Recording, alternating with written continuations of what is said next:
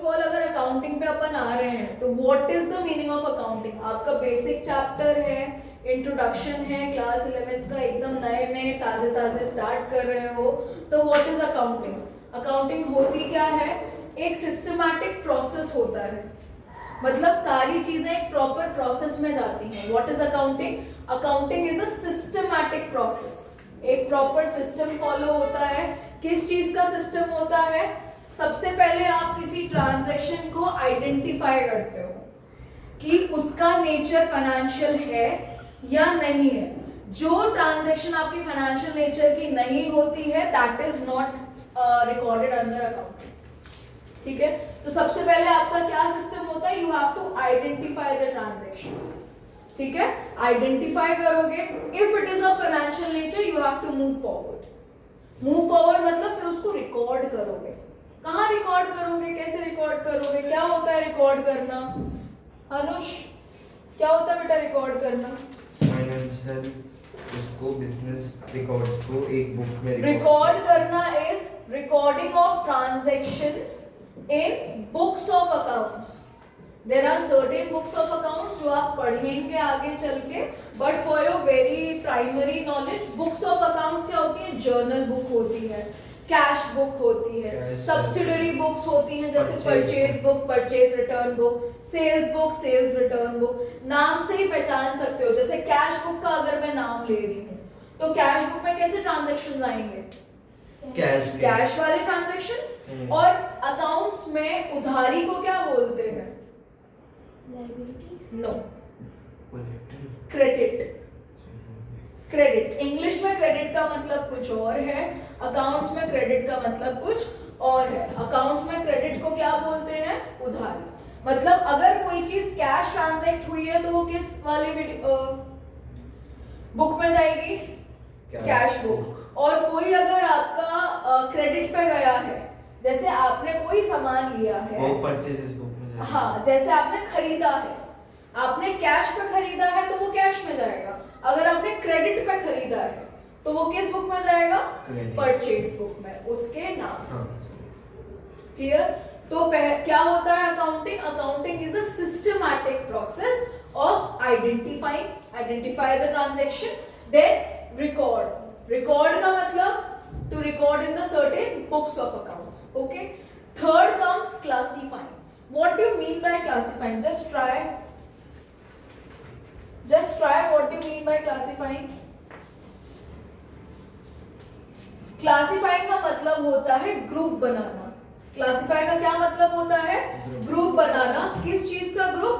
एक तरह की जो ट्रांजैक्शन है उसको एक ग्रुप के अंदर रखना। क्या मतलब? एक तरह की जो ट्रांजैक्शन है उसको एक ग्रुप के अंदर रखना, राइट? मतलब क्लासिफाइंग मींस ग्रुपिंग। ग्रुपिंग किसका? एक तरह की ट्रांजैक्शन को एक तरह के हेड के अंदर रखना, that is known as classification. Clear है? What do you mean by classification? Grouping of transactions, one nature one head. एक तरह की ट्रांजैक्शन एक हेड के नीचे, अलग तरह की ट्रांजैक्शन दूसरे हेड के नीचे। Clear? So what is, again अगर हम डेफिनेशन को याद करने जाएं तो what do you mean by accounting? Accounting is a systematic process of identifying, recording, classifying, and then comes summarizing. What do you mean by summarizing? Data को एक short में समराइज करना। क्लासिफाइड डेटा इस तरह से समराइज करके बताना जो आपका अंडरस्टैंडेबल नेचर का हो, राइट? हर कोई सीए नहीं है, हर कोई अकाउंट्स नहीं समझ पाता है। So for common people, common language में आपको क्या करना है? समराइज करना है डेटा इन अंडरस्टैंडेबल फॉर्म, इन प्रेजेंटेबल फॉर्म, ठीक है? अंडरस्टैंडेबल फॉर्म में, एंड जो किसके लिए होगा? Internal users as well as external users के लिए। किसके लिए होगा? Internal as well as external users के लिए। तो that is known as summarizing, ठीक है? अगर हम अकाउंट्स की भाषा में बोले, इससे क्या बनाते हैं हम? समराइजिंग में बनाते हैं हम ट्रायल बैलेंस। समराइजिंग में हम क्या बनाते हैं? Trial balance. आगे पूरा प्रॉपर चैप्टर है ट्रायल बैलेंस का, we will not pay attention here, बस हम थोड़ा मोटा मोटा समझेंगे कि अकाउंट्स में होता क्या है। ट्रायल बैलेंस होता है जहां पर हम रफली सारे ट्रांजैक्शंस लिखते जाते हैं। ट्रायल बैलेंस क्या होता है, जिसमें हम रफली सारे ट्रांजैक्शंस को ऐसे नोट डाउन करते जाते हैं कि हाँ इस तारीख को ये हुआ, इसको ये हुआ, ये सब कर देते हैं। मतलब अगर मैं ट्रायल बैलेंस को बोलूं तो this is a raw data, ठीक है। अब अगर ये रॉ डेटा है और हमने क्या पढ़ा है अकाउंटिंग की डेफिनेशन में, ये क्या होता है, सिस्टमैटिक प्रोसेस, तो क्या रॉ डेटा को हम ऐसे ही प्रेजेंट कर सकते हैं? नहीं कर सकते। तो इस ट्रायल बैलेंस की मदद से 3 और अकाउंट बनते हैं अकाउंटिंग में, इस ट्रायल बैलेंस की मदद से, क्योंकि हमें इस डेटा को क्या करना है, सिस्टमैटिक फॉर्म में लाना है। तो सिस्टमैटिक फॉर्म में लाने के लिए 3 और अकाउंट्स बनेंगे। क्या क्या बनते हैं 3 अकाउंट्स? सबसे पहले होता है ट्रेडिंग, सबसे पहले होता है ट्रेडिंग, एक प्रॉफिट एंड लॉस, एक होता है profit and loss account, and the last सबके मुंह पे रहता है अकाउंट्स को सुनते ही सुनते कि भाई क्या चाहिए, बैलेंस शीट चाहिए। क्या चाहिए? बैलेंस शीट चाहिए। तो इस ट्रायल बैलेंस के रॉ डेटा से हम क्या क्या बना देते हैं, एक तो ट्रेडिंग अकाउंट बनाते हैं, एक P&L अकाउंट बनाते हैं और एक बैलेंस शीट बनाते हैं। किससे बनता है ये सब? ट्रायल बैलेंस से। आगे जाके सब पे चैप्टर है, you need not to worry about that, सब पे चैप्टर है, this is just the introduction, ठीक है। तो रॉ डेटा होता है ट्रायल बैलेंस, उससे 3 और अकाउंट बनते हैं, trading, P&L and balance sheet, ठीक है। ट्रेडिंग जो होता है that is related to our direct expenses. Trading जो है वो किससे रिलेट करता है? Direct expenses. Again a question mark, direct expenses क्या होते हैं? What do you mean by direct expenses? मैंने कुछ बताया था क्लास में किसी को? नहीं यार। डायरेक्ट एक्सपेंसेस क्या होते हैं? जो डायरेक्टली की जाती है ना। अच्छा, है जी। What are direct expenses?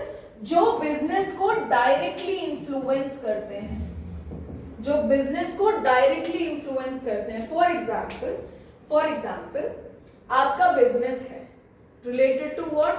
चलो इनको खोलना था मोमो का स्टॉल, ठीक है, आपका बिजनेस है मोमो का।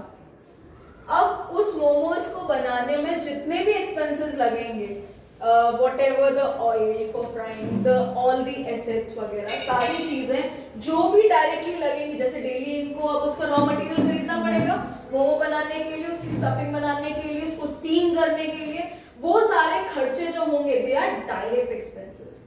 बिजनेस में जो डायरेक्ट एक्सपेंसेस होते हैं वो बिजनेस से ही रिलेटेड होते हैं। These are direct purchase of raw material, ठीक है, sale of goods, these are all concerned with direct। और उस परचेज किया, जैसे इन्होंने सामान मंगाया है VDH से, तो VDH से इनके स्टॉल तक आने का जो किराया लगेगा बिजनेस से ही रिलेटेड है, सामान से ही रिलेटेड है, तो VDH से इनके स्टॉल तक आने का कैरेज लगेगा। What is meant by carriage? भाड़ा, अपनी उसमें बोले किराया या भाड़ा, तो वो भी क्या होगा? डायरेक्ट एक्सपेंस होगा। वो क्या होगा? Direct expense. किसमें आएगा?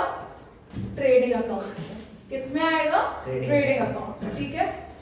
Profit and loss account, profit and loss और ट्रेडिंग अकाउंट से हमें लास्ट में मिलता है gross profit, that is not net profit, ये क्या है अभी? ग्रॉस प्रॉफिट है। ये ग्रॉस प्रॉफिट निकल के प्रॉफिट एंड लॉस अकाउंट में ट्रांसफर होता है।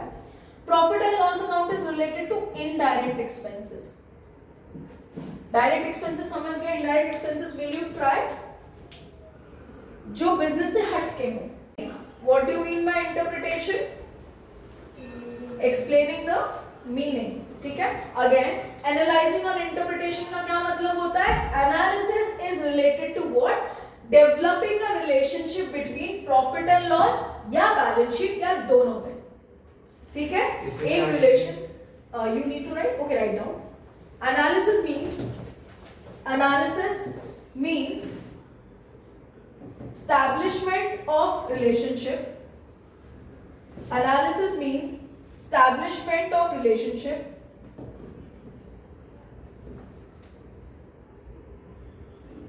Analysis means establishment of relationship between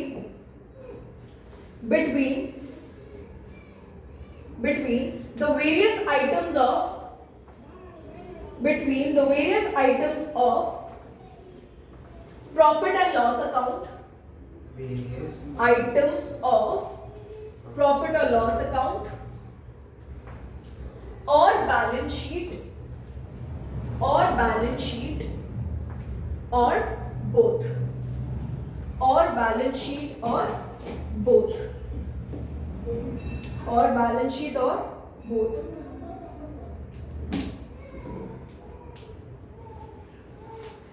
analysis समझ आया? अब इंटरप्रिटेशन क्या है? इंटरप्रिटेशन का मतलब ही क्या है? अगर हम वर्ड को डिकोड करें, यहाँ तो हमने रिश्ता बना दिया, ठीक है, यहाँ रिश्ता बना दिया, अब उस रिश्ते को समझाएगा कौन? रिश्ता तो हमने बना दिया, समझाएगा कौन? उस चीज को क्या बोलते हैं? इंटरप्रिटेशन। समझ आया? रिश्ता बनाने के बाद उस रिश्ते को समझाना इज इंटरप्रिटेशन। बहुत चीजें हैं समझानी पड़ती हैं, दैट इज इंटरप्रिटेशन। ठीक है, understood? So analysis and interpretation of the financial data are carried out. क्यों कैरी करते हैं? इस वाले स्टेप का मतलब क्या हो गया, क्यों करा जाता है? जिससे यूजर्स को थोड़ी प्रॉफिटेबिलिटी समझने में, बिजनेस आपका प्रॉफिटेबल है नहीं है, क्लैरिटी मिल जाए। एग्जैक्ट वर्ड्स के लिए क्लैरिटी मिल जाए। ठीक है, तो again coming back, accounting is a systematic process of identifying, recording, classifying, summarizing, कहाँ गया? Summarizing, analysis and interpretation, and the last, interpreting ये साथ में हो गया, and the last one is communicating the result to the users. Communicating the result to the users, whoever may be the user, internal as well as external users. अब external users को क्यों चाहिए? To understand the profitability of the business. In case they need to invest in your business, उनका main motive क्या होगा? क्या किसी losing firm में इन्वेस्ट करेगा? नहीं। कोई फर्म लॉस में है, क्या आप उसमें इन्वेस्ट करना पसंद करोगे?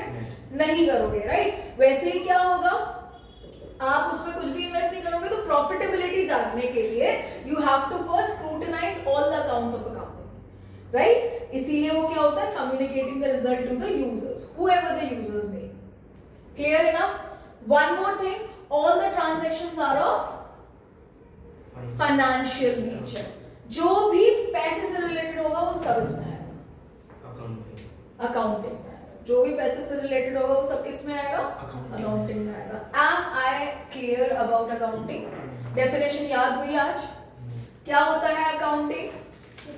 एक क्या होता है? गो वर्ड बाय वर्ड। क्या होता है? प्रोसेस होता है। कैसा प्रोसेस होता है?